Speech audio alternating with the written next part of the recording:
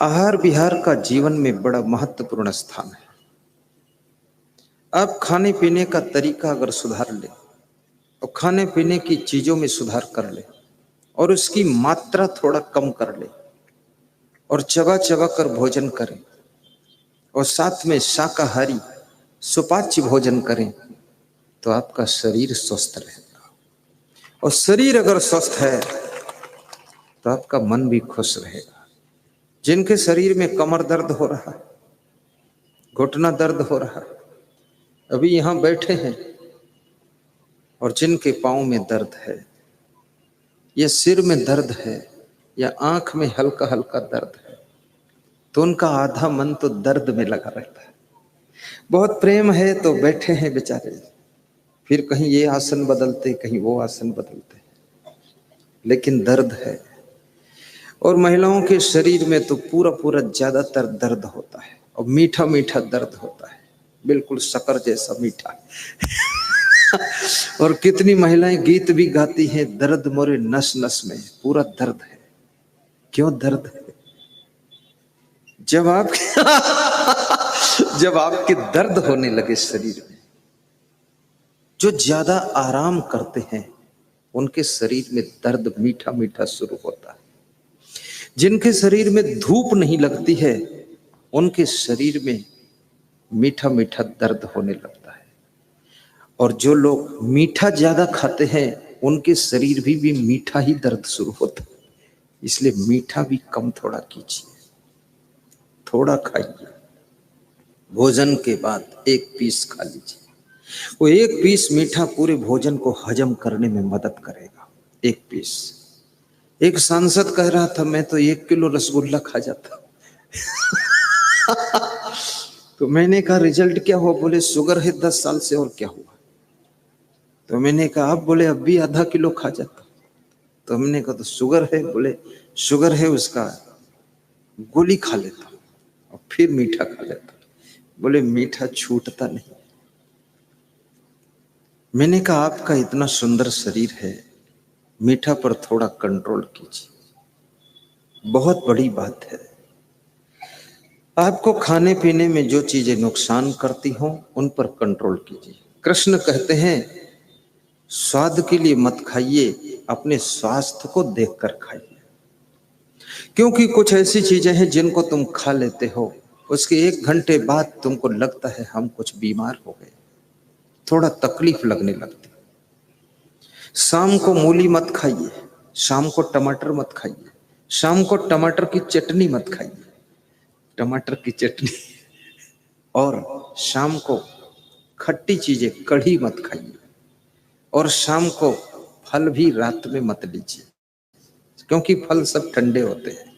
और शाम को रात का गर्मी का टेम्परेचर भी गिरता है, ठंडा हो जाता है।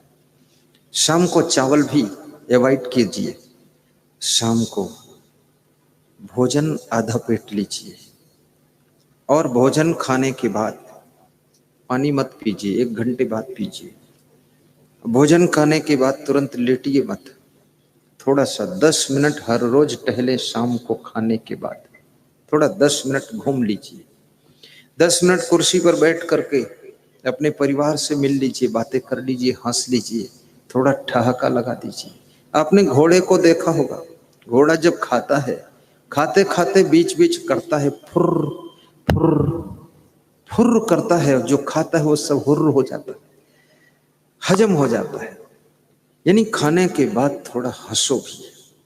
हंसने से सब आपके पेट के अंदर की मशीनरी एक्टिवेट हो जाती है, संचालित होती है। और मैं केवल कहता नहीं हूं, हंसकर देखता हूं और हंसता भी हूं, उससे एक्टिवेट होती है।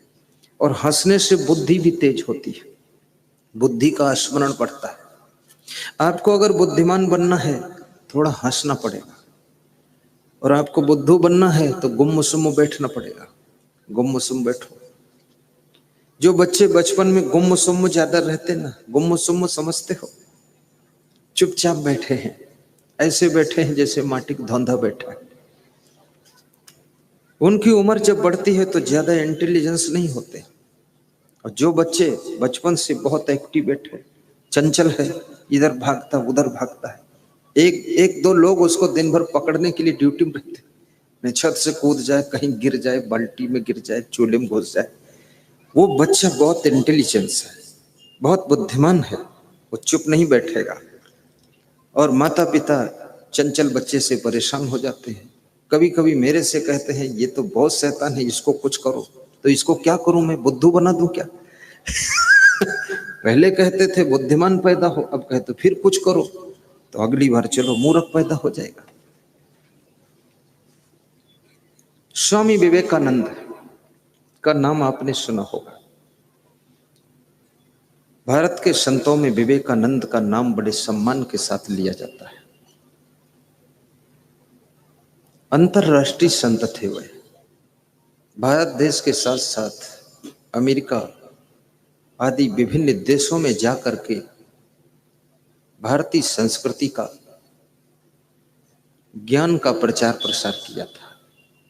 उस व्यक्तित्व का नाम विवेकानंद है, जो परमहंस रामकृष्ण के शिष्य थे और पश्चिम बंगाल में जिनका जन्म हुआ था। विवेकानंद जब बचपन में छोटे थे, बड़ी चंचलता करते थे, शैतानी करते थे, तो उनकी माँ, वो मन्नत से पैदा हुए थे। मन्नत, काली देवी के मंदिर में जाकर के उनकी माँ ने मन्नत किया था कि हमें एक सुंदर पूत दे देना, बुद्धिमान पुत्र देना। तो उनकी माँ जब अपने बेटे की चंचलता से, शैतानी से परेशान हो जाती थी, तो क्या कहती थी, मैंने काली माँ से मांगा था कि एक पूत दे देना, लेकिन काली माँ ने भूल कर दिया, उसने पूत के बदले एक भूत दे दिया है। रात दिन हैरान करता है। लेकिन वही जिसको माँ भूत कहती थी, वही एक दिन धर्म दूत बन गया, देवदूत बन गया, और भारत देश का ज्ञान विदेशों तक पहुंचाने के लिए धर्मदूत बन करके शिकागो के सम्मेलन में, कैलिफोर्निया में जो विश्व धर्म सम्मेलन हुआ था, वहां पर जाकर के प्रथम स्थान प्राप्त किया था। प्रथम स्थान प्राप्त किया था। ये भारत की धरती, यहाँ पर बड़े बड़े वीर भी हो चुके हैं, बड़े बड़े कवि भी हुए हैं, और बड़े बड़े साधु संत भी हुए हैं, फकीर भी हुए हैं। और भारत की पुण्य धरती पर बहुत बड़े बड़े चक्रवर्ती सम्राट भी हुए हैं। और इस भारत की धरती पर याद रखना, राम और कृष्ण जैसे अवतार भी हुए हैं, बुद्ध और महावीर भगवान जैसे अवतार हुए हैं, कबीर जैसे सदगुरु ने भी अवतार लिया है, तुलसीदास जैसे महाकवि, मानस के रचयिता इस भारत की धरती पर उत्तर प्रदेश में जिनका अवतार हुआ था, बांदा जिले में राजापुर गांव में। और यहाँ पर मैनपुरी में भी बहुत से ऋषि मुनियों की स्थली है। मुझे लिस्ट नहीं मिली ने मैं अवगत कराता, कल मिल जाएगी तो बताऊंगा मैं। यहाँ च्यवन ऋषि हुए जिनका तुम च्यवनप्राश खाते हो। इस भारत देश में कितने तपस्वी महात्मा भी हो चुके हैं। ये भारत की धरती, इसको ऋषि मुनियों की भी धरती कहते हैं, कवियों की धरती भी कहते हैं, और इस धरती को वीरों की धरती भी कहते हैं, जहां पर महाराणा प्रताप जैसे वीर, वीर शिवाजी जैसे वीर, और याद रखना महारानी लक्ष्मीबाई जैसी वीरांगना, दुर्गावती जैसी वीर माता का जन्म हुआ है। ऐसी धरती का नाम ही भारत धरती है। इसलिए इस भारत देश की धरती को हम भारत माता भी कहते हैं। भारत माता बड़ा प्यारा नाम है।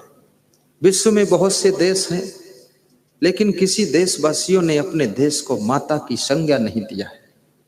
भारत देश का उदार हृदय, भारतवासियों के दिल में अपने देश के प्रति जो आस्था है, वो इससे दर्शाती है कि इन्होंने अपने देश को भी माता माना, और गाय का दूध पी करके गाय को भी माता माना, और जन्म देने वाली माँ को भी माता माना, और जिस धरती पर ये रहते हैं उस धरती को भी माता माना।